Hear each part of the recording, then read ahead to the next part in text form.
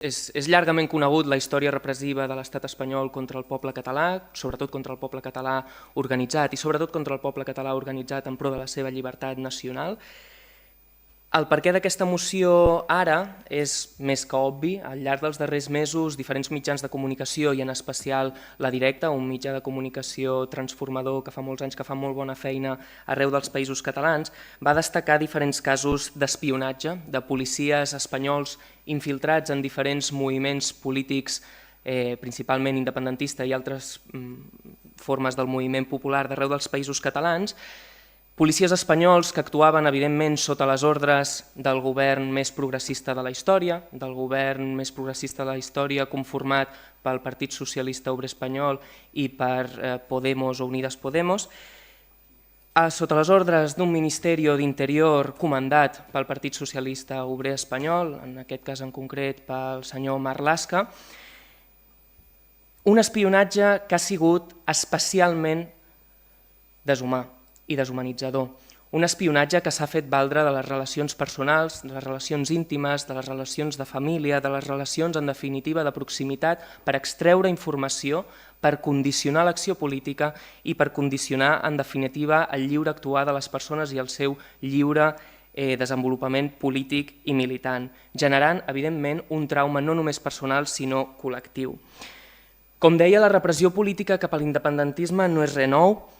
Tenim moltíssims exemples al llarg de la història d'aquest país.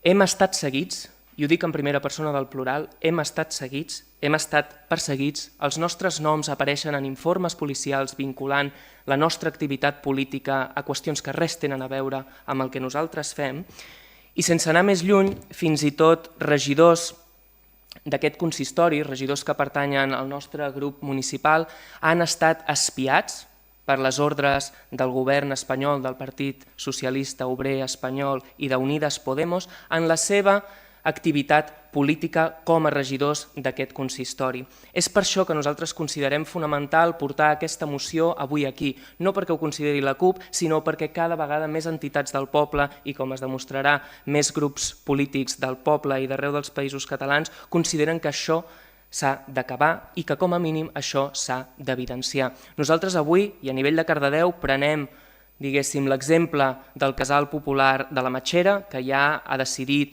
que aquests policies infiltrants no podran entrar, com no pot ser de cap altra manera, al Casal Popular de la Matxera, i el que proposem és que Cardedeu, que aquest plenari, declari persones non grates, i deixeu-me que llegeixi els noms, de les següents persones, dels següents policies espanyols infiltrats en el moviment popular: Ignacio José Enseñat Guerra, Daniel Hermoso Pérez, Ramon Muñoz Fernández i Maria Isern Torres. Ni a Cardedeu ni enlloc sou benvinguts. Respecte als acords, com exigir explicacions detallades dels esdeveniments o declarar persones no grates que han intervingut a les infiltracions, no podem estar a favor i per això el nostre vot serà en contra. Per part del grup municipal de la CUP, voleu concloure? Sí, simplement i evidentment esperable. Quan es parla d'aquesta divisió a Catalunya, potser en realitat del que es parla és la divisió entre qui defensa els drets humans fonamentals i els qui s'hi posen de perfil. I sap molt de greu. Passem a votació. Vots en contra de la moció? PSC vota en contra. Vots a favor de la moció? Voten a favor del grup d'Esquerra, la CUP, Junts i Gent pel Canvi. Queda aprovada la moció.